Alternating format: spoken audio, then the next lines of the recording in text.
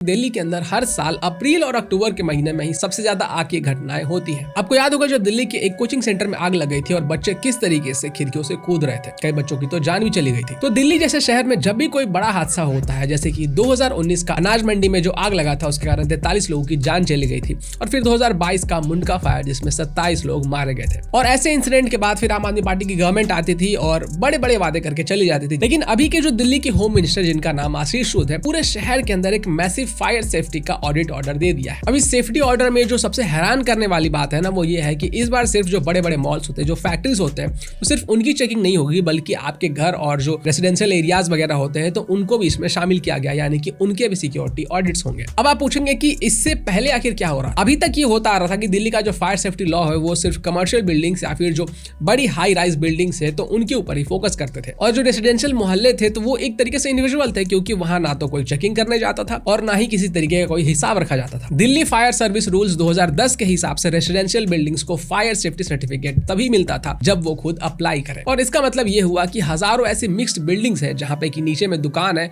और ऊपर में लोग रहते हैं। और दिल्ली के होम मिनिस्टर ने इसी ब्लाइंड स्पॉट को खत्म करने का जिम्मा उठाया हुआ है, और इसीलिए अब हर एक एस्टेब्लिशमेंट, फिर चाहे वो रेसिडेंशियल एरिया ही क्यों ना हो, तो उसको भी फायर सेफ्टी रूल्स फॉलो करने ही पड़ेंगे। और ये दिल्ली के अंदर पहली बार हुआ है जब किसी सरकार ने उन इलाकों को चुना है जिनको की बाकी के पॉलिटिशियंस इग्नोर कर देते थे। इस पूरे मिशन की जो सबसे बड़ी बात है वो ये है कि सरकार ने अपनी खुद की मोनोपोली को खत्म कर दिया है। पिछले 80 सालों से जब दिल्ली फायर सर्विस बनी है तब से सिर्फ सरकारी ऑफिसर्स ही इनकी चेकिंग करते आ रहे थे, जिसके कारण की अक्सर देरी होती थी और ये जो काम है वो ढंग से होता भी नहीं था। लेकिन अब जो नियम कानून है वो चेंज हो गए हैं। अब ऑर्डर दिया गया है कि जो थर्ड पार्टी एक्सपर्ट है तो उनको बुलाया जाएगा, जो कि शहर के हर एक कोने को मैप करेंगे और फिर ऑडिट करेंगे। और ये जो एक्सपर्ट होंगे ना, वो स्पीड और एक्यूरेसी के साथ काम करेंगे ताकि किसी के साथ किसी तरीके का कोई भेदभाव ना हो। और अगर आप बाकी के स्टेट्स की बात करेंगे तो तमिलनाडु में भी ऐसा ही कुछ किया गया था, लेकिन वो सिर्फ कमर्शियल बिल्डिंग्स के लिए था। लेकिन दिल्ली के अंदर इस मॉडल को हर एक जगह पे अप्लाई किया जा रहा है। अब यहाँ पे एक बहुत इंपॉर्टेंट पॉइंट निकल के आता है, जो कि है दिल्ली का फायर सेफ्टी डेटाबेस। अगर आपको नहीं पता तो मैं आपको बता दूं कि दिल्ली के अंदर हर साल अप्रैल और अक्टूबर के महीने में ही सबसे ज्यादा आग की घटनाएं होती हैं। लेकिन इस डेटा के होते हुए भी इस डेटा का इस्तेमाल करके किसी भी गवर्नमेंट ने कोई भी प्रिवेंटिव मैप नहीं बनाया था, और इस ऑडिट के जरिए अब हर एक गली और